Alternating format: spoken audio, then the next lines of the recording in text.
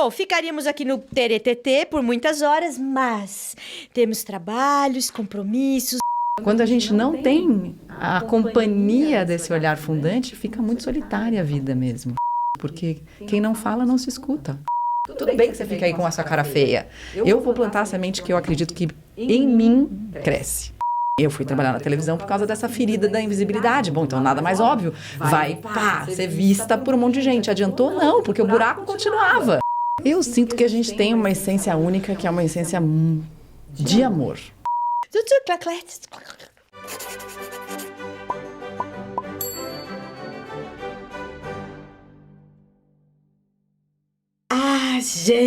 Gente do céu!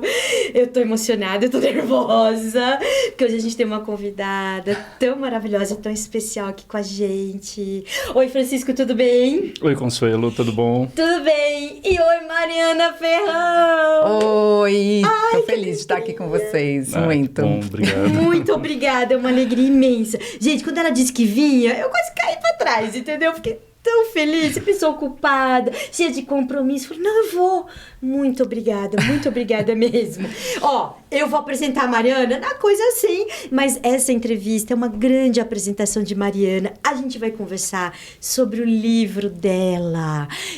Bom, não vou começar a falar. Já ia começar a falar do livro? Não, vamos lá. Mariana, currículo oficial. Mariana é jornalista. Ela é fundadora da Soul Me, que é uma empresa que faz vivências de saúde mental e emocional para empresas e para pessoas. Gente, eu já vi no livro, assim, como que é um pouco esses negócios dessas vivências. Tô me agendando, viu, Mariana?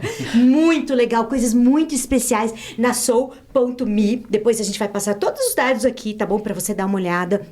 E a Mariana também é palestrante em saúde mental e autocuidado. Ela combina muito com a gente se conheceu em entrevistas, né, Mariana? A gente tá aqui, assim, acreditando que a gente pode se cuidar pra melhorar esse mundo que é totalmente necessário. E você sabe, ela foi jornalista, ela é jornalista, desculpa. Ela foi repórter, apresentadora da Globo, da Bandeirantes por vários anos. Mas hoje tá nesse caminho lindo, solo, maravilhoso, que a gente vai conhecer mais aqui nessa entrevista. Então, Solo nunca, né? Porque a gente nunca tá sozinho, né? Já vamos nessa. Nunca estamos sozinhos, nunca. É verdade, Mariana. Nunca. Seja muito bem-vinda, viu? Obrigada mesmo. Prazerzaço. Que legal. E a gente, a gente partiu do seu livro, vou te mostrar aqui o livro da Mariana, para poder pensar, né, como que a gente ia construir esse diálogo entre o seu trabalho e o nosso, né, porque tentar contextualizar assim, na nossa proposta também, mas também contemplando o seu olhar sobre esses temas, né. E aí foi muito interessante porque a gente pôde tocar ou propor tocar num assunto que é central na psicanálise e que a gente ainda não conseguiu chegar nele no nosso canal, nos nossos trabalhos, porque é um assunto profundo, é um assunto complexo, mas que é muito importante, que é o olhar. E aí tem uma particularidade do que você traz no seu livro, que você revela num sonho, né, que é um sonho, Bom, psicanalista, né? Pegou a parte do sonho, Mariana. Maravilhoso, e olhou ali e falou, cara, olha isso aqui. E aí tem uma frase desse sonho que é assim, meu pai não parece enxergar o mesmo que eu, né? E você fala o tempo inteiro no livro de um lugar, de um certo desamparo, de uma invisibilidade, é um termo que aparece várias vezes também, né? E quando a gente olha para a psicanálise, essa questão do olhar do outro, como ele é fundante para a gente, como ele é importante para a gente, nos fez pensar no tema da cumplicidade no olhar. E me parece que você é uma buscadora de olhares cúmplices. E me parece que o livro é um grande convite a ser cúmplice do seu olhar para a vida. Então... Ai, gente, que lindo isso. Tá gravado, né? Ainda bem que eu vou depois editar essa parte e colocar ali nas minhas redes. Adorei. Coloca assim. Pois ficou essa análise, né? Interessante Maravilhoso, isso. eu amei Mas isso. o Francisco falou, nossa, a gente nunca conseguiu passar por esse tema. Então vamos falar, porque o livro é inteiro disso. Gente, que lindeza. Eu me lembrei, de algo que eu recebi de um amigo que eu nunca mais vi, mas que foi um amigo bem importante na época da faculdade, chamado Tadeu Melo. E ele me deu, sei lá, acho que eu estava já no último ano de jornalismo, uma cartolina que era só de olhares, só de olhos, e atrás com pela luz dos olhos, Deus. E que foi um presente, um dos mais marcantes que eu recebi na minha vida. E que tinha os olhos de todas as pessoas da classe da faculdade. Olha só. Então, muito doido, porque ele viu isso também, né? Que eu tenho essa busca mesmo pelos olhares cúmplices, né? E por todos... E porque a gente possa ampliar o nosso olhar, porque eu acho que é um pouco sobre isso, né? Esses olhares fundantes, muitas vezes eles são... acho que restritivos, né? Se eles não tiverem a abrangência, né? Ou o amor, ou não conseguirem abarcar a gente como um ser completo, né? Porque às vezes um olhar de pai, de mãe, é um olhar para uma determinada história, por um determinado ângulo, que é o ângulo que essas pessoas puderam vivenciar e valorizar mais na vida delas por uma série de consequências. E quando a gente está querendo ir para o outro lado, né, ampliar esse olhar, abrir esse ângulo, quando a gente não tem a companhia desse olhar fundante, fica muito solitária a vida mesmo. Sim, sim. E você fala de uma solidão, de uma busca, quando você era criança, de adaptar o seu estar no mundo, o seu olhar, ao olhar dos seus pais também, né? Uhum. Ser uma boa menina, ser um exemplo, né? E me parece que a sua jornada é de superação e abertura, e reinvenção e reconstrução o tempo todo, né? Estamos na tentativa, né? Então, a minha mãe sempre falava, Mari não dá trabalho nenhum, né? E aí eu conto no livro isso de dizer assim, ela não sabe o quanto me dava trabalho, não dá trabalho. Só que eu também não me dava conta, porque era algo tão natural e eu sempre gostei demais de observar pessoas, naturalmente. Eu acho que eu nasci com essa capacidade de observar o outro. Então, quando você é uma boa observadora de gente, mas você tem um certo vício em agradar as pessoas, pelo medo de não ser amada, né, de não ser aceita, o que acontece é que você fala o que os outros queriam ouvir. E aí eu fui me acostumando a dizer o que as pessoas queriam ouvir e fui me silenciando, porque... Bom, se eu tenho uma voz voltada para o outro, né, o meu olhar me conduz para ter essa voz que vai fazer o outro agradar e você vai fazer isso que você está fazendo, né? Você vai fazer assim para mim, eu vou ficar feliz. E só que, de fato, o que eu gostaria de estar dizendo?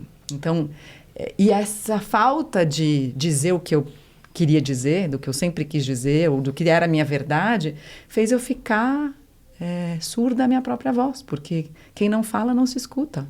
Né? E quem não pode dizer o que pensa também vai perdendo o contato com aquilo o que é o que eu queria dizer mesmo. Então, depois eu sinto que eu fui fazendo um trabalho de aprender minha própria língua mesmo.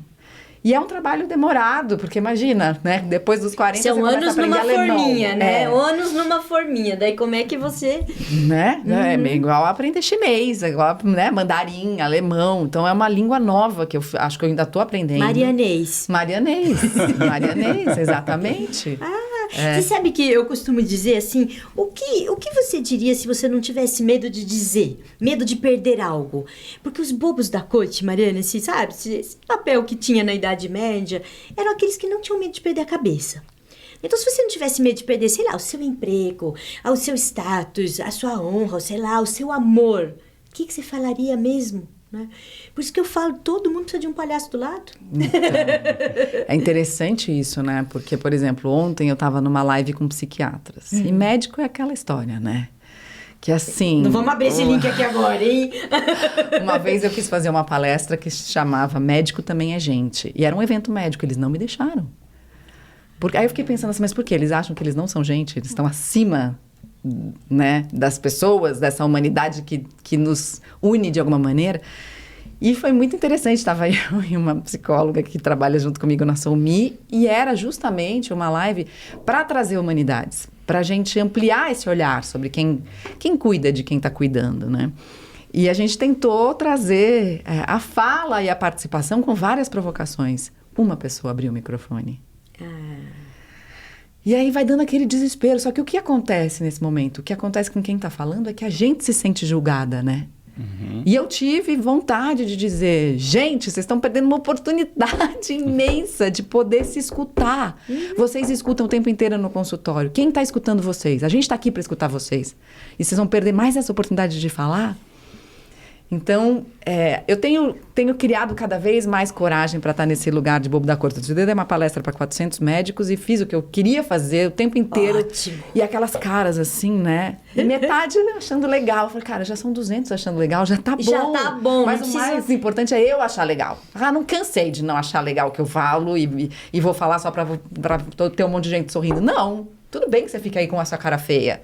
Eu vou plantar a semente que eu acredito que em mim cresce.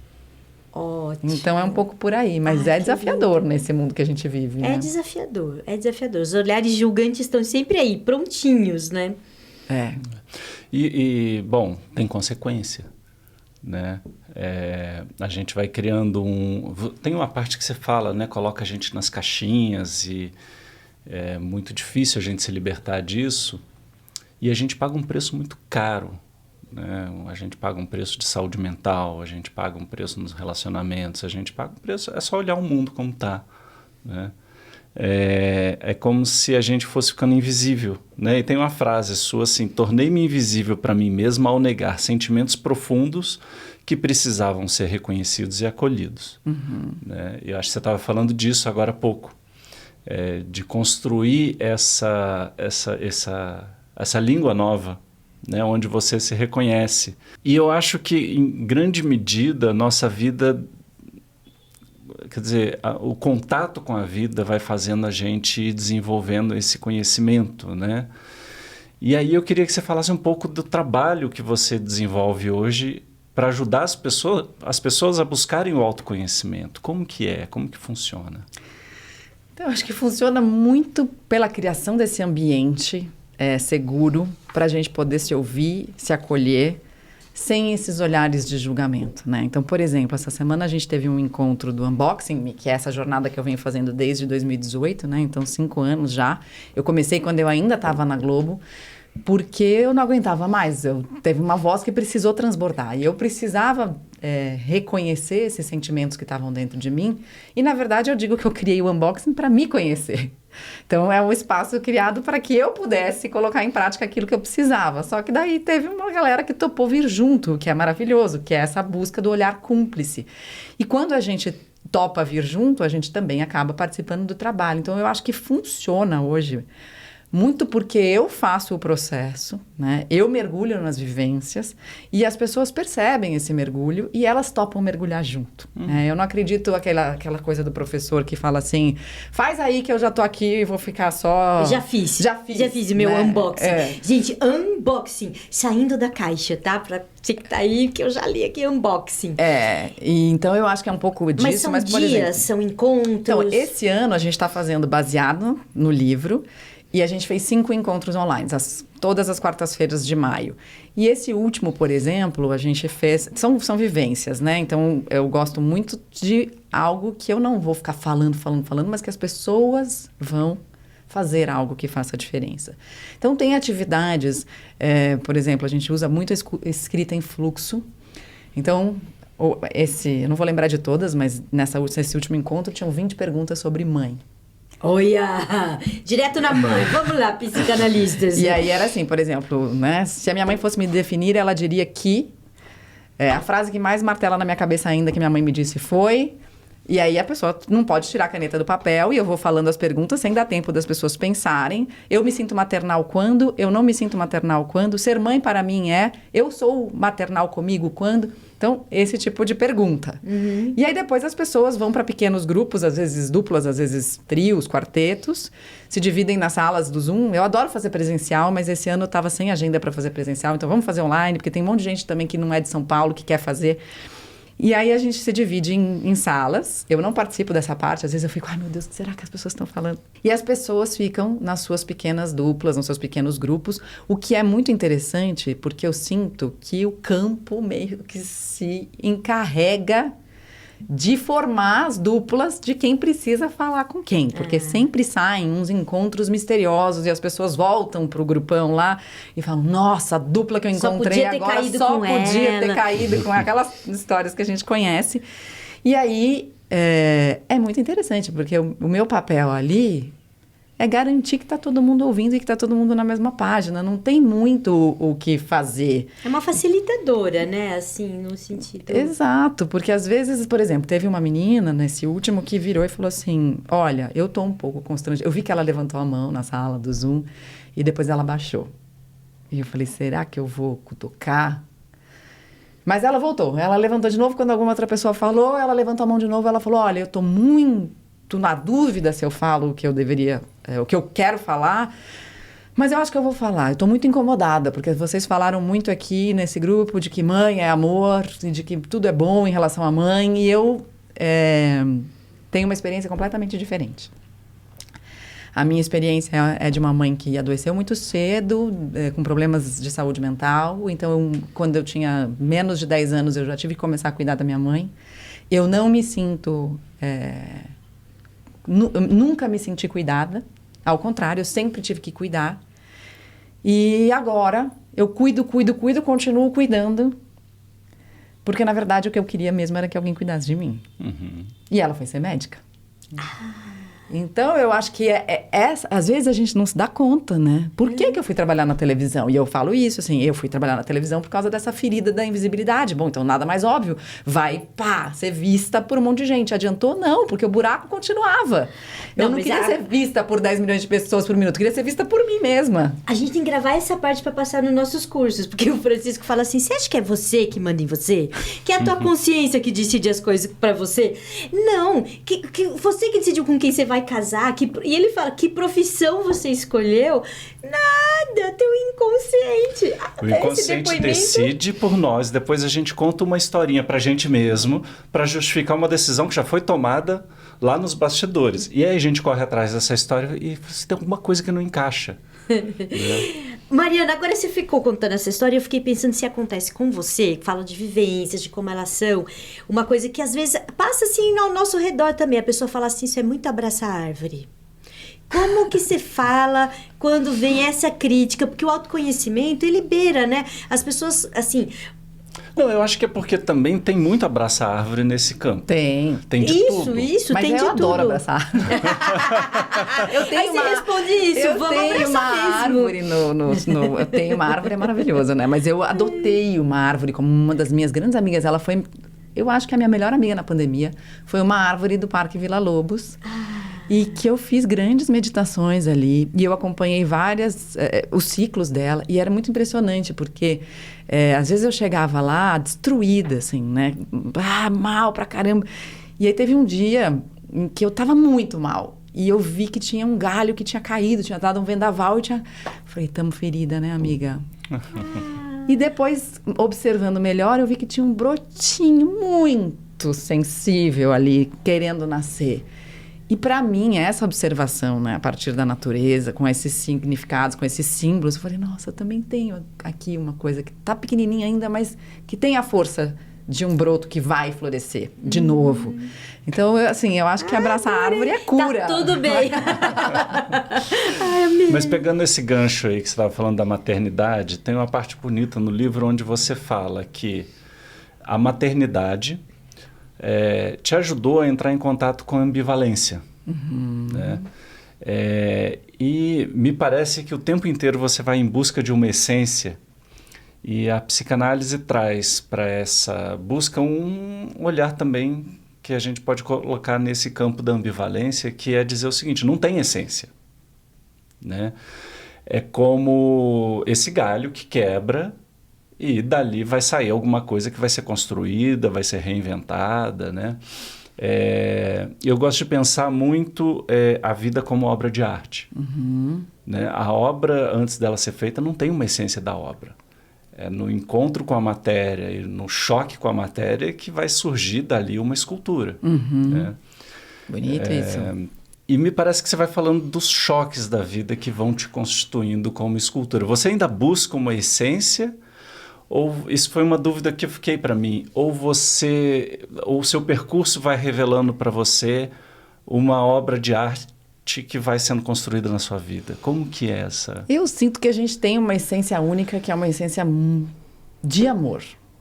E que isso, de alguma maneira, nos une e pode estar mais escondida em algumas pessoas, pode estar, né, embaixo de camadas e camadas de lama. Mas eu sinto que essa força, né, que eu acho que o amor é a grande força da vida mesmo, assim, ela permeia tudo. Mas, sem dúvida nenhuma, esses choques da vida, esse encontro com a matéria que você falou, vão moldando isso e, às vezes, amassam mais essa grande essência do amor e, às vezes, abrem a porta para esse amor transbordar. Então, eu acho que a busca é para que a gente vá tirando essas camadas de lama que encobrem essa... né, até pensando na escultura, né, que a gente vai limpando as coisas para depois criar aquela forma. Eu acho que a nossa busca é lapidar tudo isso para deixar esse amor transbordar. Então, eu sinto... Amor é matéria-prima, né? Amor é matéria-prima. Amor é matéria-prima. E a gente pode encontrar, né, no galho quebrado. E a gente pode encontrar uma coisa mais óbvia, que são as pessoas que a gente ama, né? O que vem de dentro da gente, como os filhos, por exemplo. Mas... E achei muito bonito esse depoimento dessa moça que falou da mãe como um lugar não tranquilo, porque não dá para ter uma relação de intimidade que seja absolutamente tranquila o tempo inteiro, né? Então, acho que foi uma grande provocação para o grupo. O grupo se sentiu muito autorizado, né, depois a falar dos problemas, quando alguém abriu a porta e escancarou, olha, aqui não são só flores, né? Tem o galho quebrado, tem o vendaval, tem o cara que vem e corta a árvore. Então, acho que A gente sofre muito quando a gente coloca o amor também numa caixinha, né? De só coisas boas, né? Tem um preço que se paga pelo amor. Grande, alto, né? E a gente vai pela vida por aí romantizando muito o amor e, bom, a coisa é mais trabalhosa, né? Como o espinho que guarda a água. E nesse sentido me veio a palavra trabalho, porque eu acho que uma coisa que fica claro aqui no seu livro, que eu acho importante para todas as pessoas, é que é trabalho sobre si. Às vezes a gente tem medo de falar a palavra trabalho, que a pessoa, não, pelo amor de Deus, já trabalho tanto, não sei o quê. Mas esse caminhar, né, essa busca, esse lapidar, é uma coisa que vai fazer... Você precisa ir atrás, você precisa se trabalhar. E às vezes as pessoas, né, acham que não vai ser assim. Eu não sei, é engraçado, eu não sei exatamente o que elas pensam, mas eu não sei se a gente tem tão claro que é uma noção de que esse também é um trabalho que tem que ser feito na vida. Que a gente também precisa do trabalho sobre a gente, né? Sócrates que dizia isso, né? Uma vida sem autoinvestigação, sem esse questionamento interno, não vale a pena, né? Mas é muito trabalhoso mesmo, né? E eu lembro uma vez que eu trouxe um pessoal para me ajudar nas redes sociais, e aí eles falaram, não, então, a gente vai montar aqui um esquema e que a gente vai falar dessa história do autoconhecimento com leveza. Eu falei, gente... Autoconhecimento com leveza são duas coisas que não combinam. Não, depende. Olha eu aqui, Mariana. Vou mudar seu pensamento. Mas entendi, é isso. Eles queriam só fofuras, né? Exato, não é isso. E precisa dizer que vai mergulhar no inconsciente, que vai para as profundezas. Depois você pode decidir quanto tempo você fica lá embaixo, né? Tipo, cavucando as coisas. E o quanto tempo você vai trazer para respirar de novo e quanto fôlego você vai ter nesse caminho. Mas não dá. Eu acho que tem esse lugar do trabalho intenso e da disposição. Então, eu não tenho uma coisa que eu não conto no livro, mas em algum momento conte aqui em primeira mão. Em algum momento, talvez, sei lá, 2020, de 2021 para 2022, em uma das minhas meditações, eu trouxe a intenção de pode vir que eu quero ver. Falando das sombras mesmo, falando dessas coisas. Pode vir que eu quero... Ao olhar de novo. Eu me abro para olhar para as coisas que eu ainda não enxerguei. E o negócio veio numa força, porque quando você diz que você quer ver, né? A primeira lição que eu aprendi sobre o mistério na vida Cuidado com o que você pede. Não. E eu não sei se eu conto essa história lá, mas é que essa história é muito engraçada, porque eu tinha, sei lá, 13 para 14 anos e estava apaixonada por um amigo do meu irmão. E aí tinha uma festa de um outro amigo e tal, e eu olhei para o céu assim e falei, estrelinha, estrelinha, a primeira que eu vejo, por favor, realize meu desejo. Eu quero que ele vá à festa. E aí cheguei lá meia-noite, meu pai falou, meia-noite eu vou te buscar. 13 anos é bonitinho, não é nem eu quero beijar ele, eu quero que ele vá na festa. Meu pai, meia-noite eu vou te buscar. Cara, meia-noite não chegou e nada. Bom, no dia seguinte, como ele era amigo do meu irmão, toca o telefone de casa, era ele. E aí, você não foi na festa ontem? Eu falei, claro que eu fui, você que não foi. Ele, não, eu fui, cheguei 1h da manhã, porque eu tinha uma outra festa. Ele era mais velho, né, ele era amigo do meu irmão. Aí eu olhei pro céu e falei assim, já entendi, tenho que pedir direito. Eu quero que ele vá na festa enquanto eu esteja na festa. No horário certo. Então é muito doido, a gente tem que... E aí, quando você pede, tem que aguentar. E teve um momento em que depois... Eu cheguei, sentei numa outra meditação e falei, não quero mais ver nada. Porque por esse ano deu, assim, vamos fechar os trabalhos por um tempo e daqui a pouco, quando eu me fortalecer de novo, eu reabro os trabalhos, porque não dá também. Quando a gente fica nesse trabalho muito intenso, às vezes, não dá para... As outras coisas da vida não cabem. Uhum. Então, esse é um desafio, porque o tempo da gente sentir a dor quando a gente descobre, por exemplo, o tamanho de uma ferida de invisibilidade, uma ferida de abandono, de rejeição, de falta de auto-amor, é um tempo de sentir aquilo. Se a gente quiser atravessar e realmente sair daquele lugar com mais luz, né, com uma nova escultura, é preciso ficar ali durante um tempo. Então, às vezes você fala, não, cara, daqui a pouco eu volto, que agora eu tenho que pagar as contas. No marianês tem um timing. Tem um timing. Ele fica ali constante, às vezes eu percebo e tal, mas volta um pouco para esse lugar de calma, agora tem os filhos para cuidar, agora tem as contas para pagar, agora tem trabalhos outros chamando, né? Então... E como é importante a gente poder reconhecer os nossos tempos, né? E eu acho que é algo que a gente não é ensinado, não é treinado, não desenvolve um olhar para isso, a gente fica atrás do tempo do relógio. Uhum. Tem que dar do relógio, conta, dos outros, né? Num outro tempo. Tem um conto que eu amo e eu sempre trago, às vezes, para reflexões até em empresas, que é do Paulo Mendes Campos, que está no livro um trechinho dele, que é o pombo enigmático. E que é o casamento de um pombo e uma pomba, e a pomba fica esperando o pombo lá pontualmente na hora marcada, e o pombo, ao invés de ir voando encontrar a pomba, ele vai andando, porque ele está contemplando o azul do Rio de Janeiro, a tarde que era tão linda, e ela fica muito brava. E ela está no tempo do relógio, mas ele está nesse outro tempo, sentindo. Será que a gente não deveria ir, pelo menos para o nosso casamento, sentindo a alegria de estar vivo e contemplando as belezas, ao invés de ficar preso no tempo do relógio? Né? E essa é uma pergunta, bom, como é que a gente vive a vida? A gente vive nesse... E é muito interessante, porque quando eu falo, a maior parte das pessoas, com quem se identifica? Com o pombo ou com a pomba? Com todo mundo que estava esperando, eu me identifiquei totalmente. Não, e as pessoas falam, eu não casaria com esse pombo de jeito nenhum. E tal. Mas, pô, você não se apaixonou por ele por causa disso? Porque ele tinha a capacidade de olhar para a tarde e se encantar com aquilo? E é uma forma da gente lidar com esse vazio essencial, né? O relógio? Olhar para a tarde. Olhar para a tarde, bom. Caminhar pela vida, contemplar.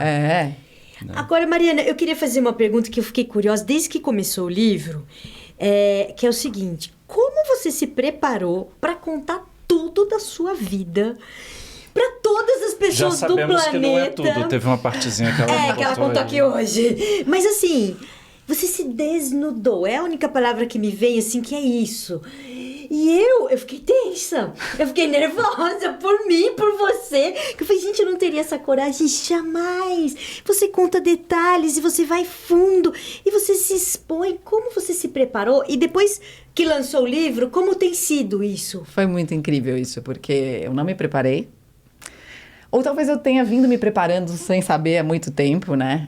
Porque assim, eu sempre tive o sonho de escrever. E na verdade, nem era isso que eu queria escrever, no sentido lá atrás, né? Meu primeiro grande desejo de escrever começou quando eu tinha 15 anos, que eu tinha um professor de português chamado Carlos Faraco, no colegial, que escrevia gramáticas e tal, não sei o quê. E o Faraco soltou um desafio no primeiro colegial. Ele falou assim, vamos ler Dom Casmurro, de Machado de Assis. Até tem uma citação do Dom Casmurro aí no livro que eu adoro. E quem se propuser a escrever Dom Casmurro narrado pela Capitu terá liberdade de não fazer nenhuma prova do primeiro ano até o terceiro colegial. Está liberado de todas as provas. E eu tomei aquela provocação como um desafio. E voltei para casa e imagina, né? Naquela época não tinha nem internet, então eu fiquei fazendo pesquisa na Barça do meu avô, de como era o Rio de Janeiro, do Machado de Assis. E numa semana eu escrevi 150 páginas desse livro. E mandei para o Faraco. E aí eu falei, nossa, agora ele vai corrigir, daí eu vou continuar, e daí não sei o quê, tá. E quando ele me devolveu, uma semana depois, ele só escreveu assim, não ousei sugerir nada, siga em frente. E aquilo me travou. Eu não consegui escrever mais nada. E eu tenho esse pequeno manuscrito lá, em casa, e eu às vezes olho para aquilo e falo, meu Deus, como é que eu escrevi isso com 15 anos, assim, é um super bem escrito, é um negócio... E meu pai, o grande sonho dele é que eu publique esse livro um dia. Então eu tenho o sonho de publicar há muito tempo. Eu tenho o sonho de viver de escrever há muito tempo. Então eu vim e o que aconteceu é que várias editoras já tinham me procurado para escrever sobre autoconhecimento e tal, não sei o quê. Não, organiza os capítulos e me conta como é e não sei o quê, Me faz uma defesa do seu livro. Eu sou péssima para isso. Péssima, porque para mim escrever não tem a ver com organização, tem a ver com sentir e transbordar. E até que veio a Editora Planeta e me falou, uma menina super legal, a Juliana, e ela falou assim, eu falei, como vai ser o livro? Eu falei, agora eu quero. E eu falei, como vai ser? Ela falou, vai ser do jeito que você quiser. Ai, pode fazer. E aí, você está... Ai, pronto. E aí, pronto. E foi muito interessante. Autorizou o seu olhar. Ela autorizou meu olhar. E ela falou, só vai me mandando os capítulos. E ela ia dando pequenas... Ela falou, nossa, mas isso aqui tá maravilhoso. Nossa, mas tá muito profundo. Nossa. Até o momento em que ela me deu o prazo. E aí eu fiquei transtornada, porque eu tava no meio de uma nova paixão, que hoje é meu atual marido. E daí aquilo conturbou toda a escrita do livro. Não estava prevista uma nova paixão no meio de ter que me dedicar a finalizar com prazo.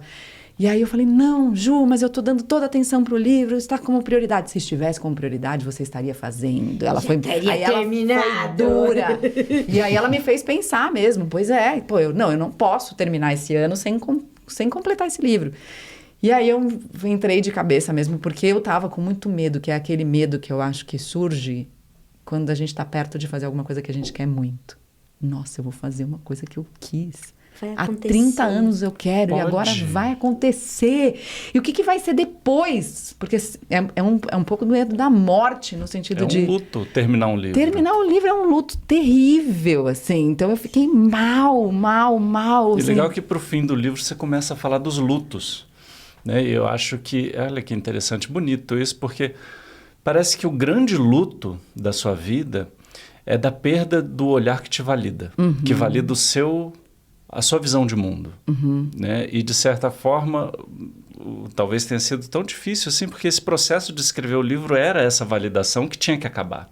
Né? Foi muito desafiador, foi muito, assim, eu vivi o começo desse ano ainda com um pouco desse luto, mas só para voltar também no que você falou, o mais interessante dessa coragem de se expor é que as pessoas não falam sobre mim quando elas falam do livro, elas falam sobre elas. Então eu acho que isso me trouxe também um novo olhar para esse luto, porque o que aconteceu foi que eu ganhei muitos olhares cúmplices que partilham da minha visão de mundo. Conseguiu. Então é muito doido, porque quando eu achei que eu estava mais exposta, ninguém falou sobre mim, assim, eu estou vendo a mesma coisa que você em mim. Então, isso foi muito interessante. Eu nunca fiz um trabalho em que eu me expus tanto, mas, ao mesmo tempo, eu nunca tive menos medo de me expor, porque o que aconteceu foi o contrário. As pessoas ninguém fala sobre mim do livro. As pessoas falam delas. Não é o cumprimento Zulu, né? Eu vejo você, eu me vejo com você. É muito interessante. Nossa, muito interessante. Que demais. Olha, gente, nós vamos quase chegando aqui ao final. Já? Mas, é rápido, né? Não, eu ficava aqui, no TRTT. Mas, né, eu queria comentar mais uma coisa do livro que eu achei incrível, inovadora e que é uma preocupação que a gente tem sempre quando a gente tá falando de coisas tão subjetivas. O livro tem exercícios. Que é uma coisa, como assim? Acaba o capítulo, fala, responda, pense, reflita. A gente achou incrível. O Francisco, ele criou milhões de ferramentas. Então, a gente tem os workshops e tudo mais, e tudo tem uma ficha, uma ferramenta, uma reflexão, porque senão, né, fica só aqui, ó, o cabeção pensando, o intelecto não resolvendo nada e você não ancora, né, na experiência. Então, achei isso sensacional, assim. E não sei como foi, se a Planeta você quis, como é que foi, se alguém brigou com isso, mas eu achei genial. Então, eu acho que isso pra mim tem o que você falou pra mim, é o que mais importa, é o ancorar na experiência, porque aquilo que a gente lê, a gente pode botar na prateleira e nunca mais olhar. E talvez a gente esqueça se a gente não precisar usar. Mas o que a gente vive no nosso corpo, o que a gente experimenta quando a gente se propõe a fazer o mesmo trabalho, a gente não esquece mais, porque fica com a gente aquilo, não tem como. Então, eu acho que a diferença entre conhecimento e sabedoria. Um pode estar ali, eu acesso se eu quiser. O outro, eu tenho mesmo como uma sabedoria que vai me ajudar no dia a dia da minha vida. E por isso eu acho tão fundamental. E tem muito a ver com a dinâmica que a gente... As vivências que a gente faz no unboxing e dentro das empresas também, que é isso. Não é ficar lá dando palestra e aulinha sobre, né, saúde das emoções, ou, né? Mas é a gente falar assim... Vamos aqui fazer algo em que a gente possa experimentar a nossa frustração, a nossa raiva, e depois disso um caminho alternativo para a gente buscar um pouco mais de calma, de resiliência, de acordo. Então a gente transforma esses temas em vivências mesmo, para que a pessoa possa, nossa, eu fiquei com muita raiva quando o Francisco fez isso, mas aí depois eu consegui, né, entender que ele estava ali numa função que era diferente da minha, e agora a gente tem um novo caminho para seguir juntos aqui, num ritmo diferente e com outros acordos. Então, é muito por aí. E tem pessoas, né? Tem um exercício no livro em que eu falo sobre a questão dos ritmos, né? Desse ritmo de viver a vida num tempo ou no outro. E que, para mim, são dois elementos, o celular e o tambor, né? Como é que você vive a vida no ritmo do tambor, do meu tambor xamânico, por exemplo, ou do meu celular, que tem lá minha agenda, meu e-mail, WhatsApp, e faço um diálogo entre o tambor e o celular. E as pessoas me mandam os diálogos delas com os objetos que elas identificam sobre esses dois ritmos diferentes da vida delas. Então, é muito interessante. O próprio exercício do luto, teve uma mulher que leu em Portugal e tinha uma perda de um amor da vida dela. E ela falou, eu nunca consegui entrar em contato com essa dor. E a partir do exercício que você propõe, eu consegui escrever sobre esse luto e publicou num jornal em Portugal. Ela me mandou a reportagem publicada no jornal. Não, maravilhoso. Assim, aí você vai vendo os desdobramentos que você acha. Aí você fala, já valeu a pena. Já valeu tudo, já valeu a pena. Então é muito legal. Isso é muito, muito bom. Que bom. Ó, gente, dava pra ficar conversando, viu? Tem assunto. O livro é lindo, é uma delícia. Ele te acompanha. Você fica fazendo essa reflexão sobre você. Muito bom, muito obrigada, Mariana, por ter vindo aqui. Muito obrigada pela sua presença, seu tempo, seu carinho. Francisco, acho que é isso, né? Acho que é isso. Muito obrigado pelo carinho, pela presença, pela companhia e pelo compartilhamento do seu olhar. Vou terminar falando, tem um vídeo do Panikkar, que está no YouTube, do Raimon Panikkar. Vocês sabem quem é Raimon Panikkar? Um teólogo. Esse cara tem uma história fantástica, assim, porque ele é um espanhol, filho de um catalão, mas a mãe, eu não lembro se a mãe era católica e o pai era budista ou vice-versa. E ele se mudou para a Índia para estudar hinduísmo. Então, ele começou a ter o mix religioso todo. E ele virou um grande teólogo, depois ele fez química, depois ele fez... Enfim, ele tem acho que mais de 5 formações, já faleceu em 2011. Mas tem um vídeo dele no YouTube chamado Windows. E aí ele diz exatamente isso, assim, né? Nós somos as pessoas que enxergamos pela nossa janela. E quando que eu descubro que o mundo é maior do que aquilo que eu estou vendo na minha janela? Quando eu escuto o meu vizinho dizer, olha, aqui eu enxergo um horizonte um pouquinho maior. Essa árvore, que esse galho que termina aí, que você não está enxergando a flor que está na ponta, eu estou vendo aqui. E ele diz que a escuta para esse novo olhar, né, para ampliação do olhar, é um ato de fé. Porque você tem que acreditar no que o outro está vendo. E aí, a partir desse acreditar, desse ato de fé em que você mergulha no olhar do outro, a gente cresce como humanidade. Eu acho isso tão lindo. Muito bonito mesmo. O ato de fé como instrumento, né? Como instrumento para essa construção dessa obra de arte que é a vida. Maravilhoso. Muito lindo. Muito obrigada por terminar assim. Mariana, só para fechar mesmo, como que a gente te acha, gente? Todo mundo acha fácil, mas só assim, onde as pessoas deveriam buscar mais sobre você? Instagram, que é a minha rede que eu mais uso, que é o @marianaferrão, sem tio. E a SoulMe no @soulme.health, de saúde. E contato @soulme.com. Soul de alma, né? Então, gente, SOULME. M de Maria. SoulMe. SOULME. LME. Combinado? Exato. Contato @soulme.com. Então, tá bom. Muito obrigada. Obrigada a vocês. Muito, muito obrigada. E até a próxima. Até a próxima. Beijo, gente. Beijos. Tchau, tchau.